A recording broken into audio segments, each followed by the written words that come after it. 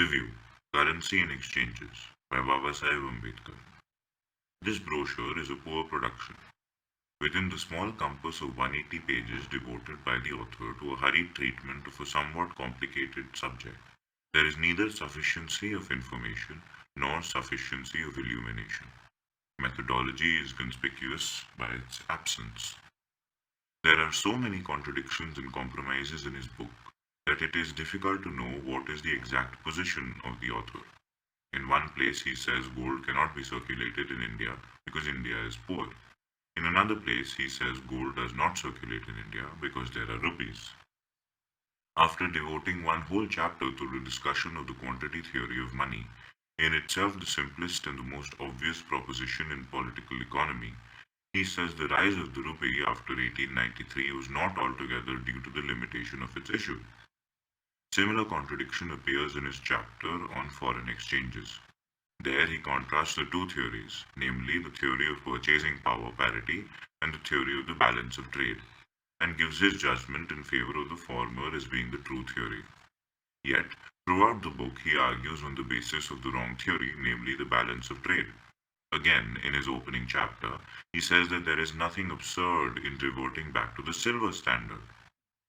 Management of currency is, according to the findings of the author, one of the greatest defects in our currency.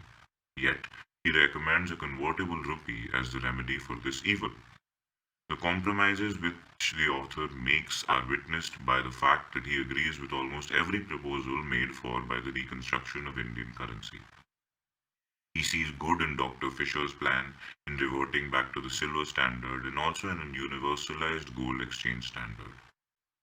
Nevertheless, the author has his own pet plan, and that is to have a convertible rupee.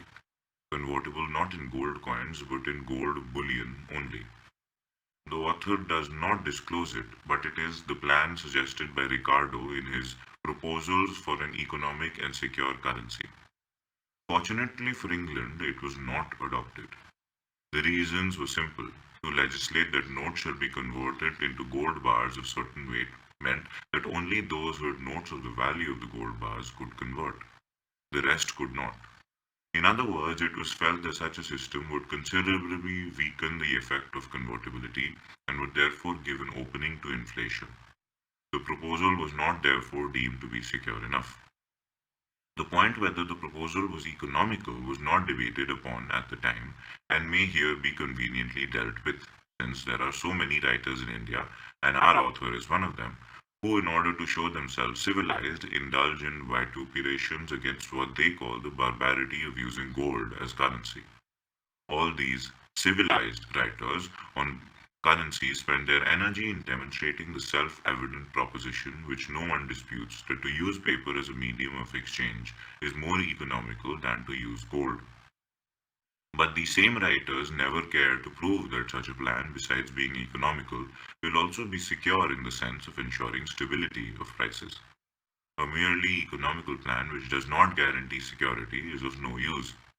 The plan to be acceptable must be both economical and secure. It will do if it is not economical, but it will certainly not do if it is not secure. Now, I submit that the proposition that to economize gold as a currency is to impair its utility as a standard value. It is evident as the proposition of the civilized writers that to use paper as a medium is more economical than to use gold. For what does this discarding of gold from currency use mean? It simply means this, that by economizing the use of gold, you therefore increase its supply, and by increasing its supply, you lower its value, i.e., gold, by reason of this economy in its use, becomes a depreciating commodity, and therefore unfit to that extent to function as a standard of value. It cannot be denied that issues of paper money, or any other substitute for that matter, affect the demand for metallic money. There are no doubt some who make the reservation the demand for metallic money will or will not be affected by an inconvertible. But this is an error. The test is whether the paper issues are covered or uncovered by a metallic reserve. If they are covered, then they will not affect the demand for metallic money.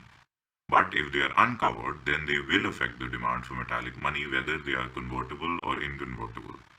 The reason is covered notes merely represent metallic money, but uncovered notes add to the stock of value. Therefore, you cannot both economize gold and also use it as a standard. If you want to economize gold, you must abandon gold as a standard of value. Besides, in the present day, there is no necessity to economize gold, because there is all over the world such a great plethora of money that the less we economize gold, the better.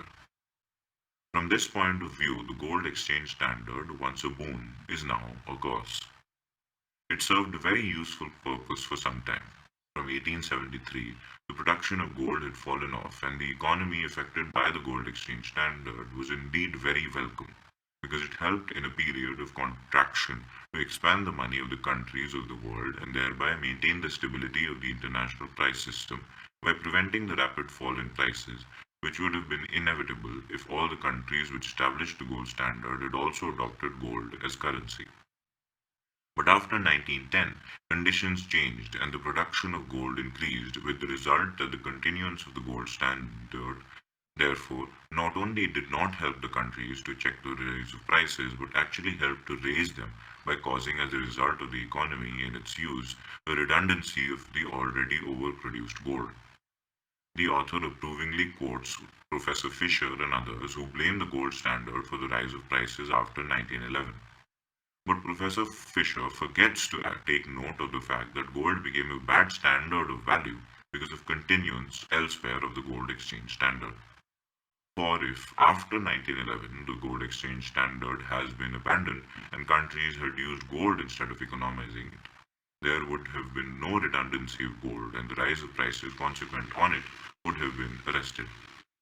The gold exchange standard from this point of view has outlived its purpose and is now doing positive harm.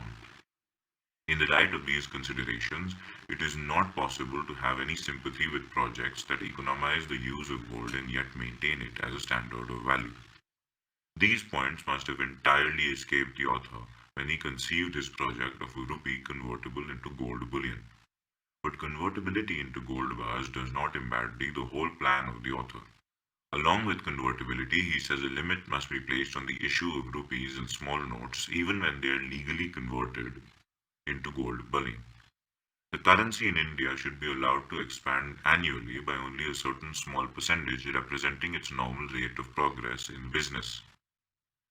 Beyond that percentage, government should have no power to increase the currency. In giving reasons for this fluctuating limit on the issue of rupees and small notes, the author says a convertible rupee, being small in its denomination, is not adequate as safeguard against inflation, for, as the older economics clearly showed, the de facto suspended convertibility of the small notes makes it practically inconvertible, and its overissue is just as likely as that of inconvertible paper. All this is fantastic, if not strange. It is strange because the author in one place says convertibility is the best safety valve for redundancy of currency. It provides the easiest automatic danger signal to the government which is inflating the currency. Now, if this is so, why is a convertible rupee not sufficient for the purpose the author has in view? The author is quite wrong when he says that the older economists believed that convertibility of small notes was not a sufficient safeguard against overissue. What the older economists feared was that not the convertibility was enough to maintain gold in circulation if the banks were allowed to issue notes of small denomination, a view which is quite different from the one ascribed by the author to the older economists. Again, to realize their aim, the older economists did not urge, as our author represents them to have done, the placing of a limit on their issue. What they urged was a total prohibition of the notes of small denomination. That is why we find the Bank of England prevented by the Charter Act from issuing notes of lesser denomination than £5. To be consistent, the author should have recommended that the government of India should not issue rupees or silver notes of lesser denomination than 5 rupees. Instead of this, he recommends a haphazard and an unworkable plan. Supposing it were possible to fix this percentage, the author has not told us how to do it. Is the percentage to be maintained at all times? Or will it be sufficient if it were found at the end of the financial year that the percentage had not been exceeded? If the latter is all that the plan demands, then there may be no limits to the increase and decrease in the volume of currency that may be issued in the course of the year, provided care is taken that at the end of the year, the balance errs on the side of an increase in equal to the given percentage over the normal. Again, is this normal to be a figure fixed forever or is it to be revised?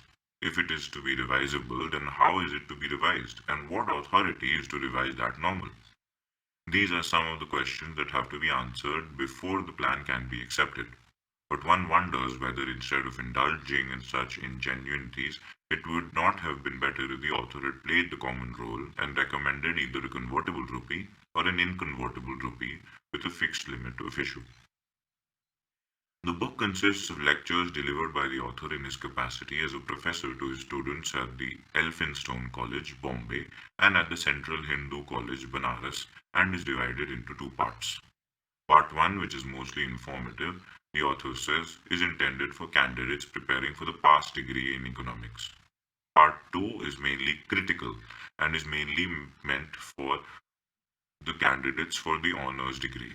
As an examiner in economics, I always wondered why the answers of most of the past students in political economy read like children's recitation of nursery tales and those of the honors like garbled version of borrowed comments.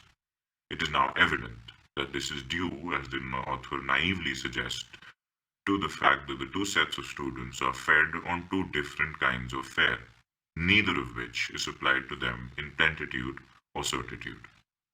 The end.